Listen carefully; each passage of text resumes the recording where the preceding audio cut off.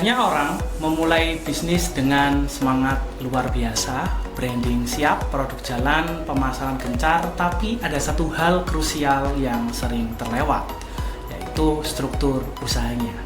Padahal bentuk badan usaha ini punya dampak besar terhadap efisiensi pajak, bahkan sejak omset masih kecil.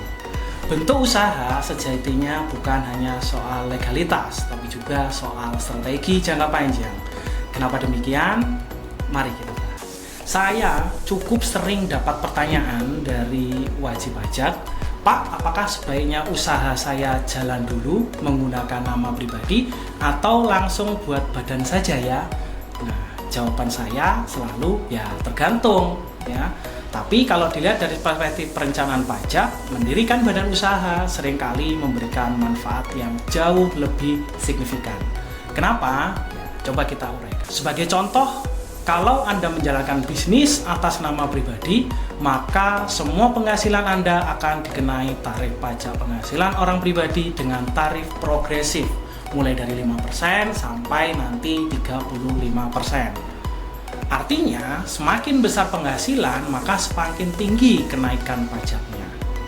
Bandingkan dengan badan usaha seperti CV, firma, atau PT. Di sini penghasilan usaha dikenakan tarif pajak penghasilan badan yang bersifat flat, yaitu sebesar 22%. Dan bagi pelaku UMKM bahkan bisa mendapatkan tarif lebih rendah. Dan ketika bisnis sudah untung dan Anda ingin menarik sebagian hasilnya, Anda bisa membaginya dalam bentuk dividen yang tarif pajaknya justru lebih rendah dibandingkan jika Anda menerima semuanya dalam bentuk penghasilan pribadi. Semua ini adalah bentuk tax planning yang sah dan sebenarnya sangat umum digunakan dalam dunia bisnis yang sehat dan profesional. Jadi, mendirikan badan usaha bukan hanya soal administratif atau biar kelihatan lebih profesional saja. Ini adalah bagian dari strategi sebagai bentuk memastikan bisnis Anda tumbuh dengan fondasi yang kuat secara legal, struktural, dan tentu saja efisien dari segi pajak. Kalau saat ini Anda sedang memulai usaha atau mungkin sedang mendampingi klien UMKM yang sedang berkembang, struktur usaha adalah hal yang tidak bisa diabaikan. Perencanaan pajak yang baik dimulai dari bentuk badan usaha yang tepat. Jika Anda ingin belajar lebih lanjut mengenai strategi pendirian badan usaha, silahkan bergabung pada sesi mikrokredensial strategi pendirian badan usaha.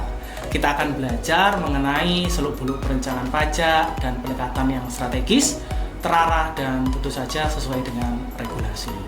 Karena bisnis yang baik bukan hanya soal besar, tapi juga soal rapi cara administrasi dan siap tumbuh. Oke, terima kasih sudah menonton video kami. Sampai jumpa di sesi berikutnya.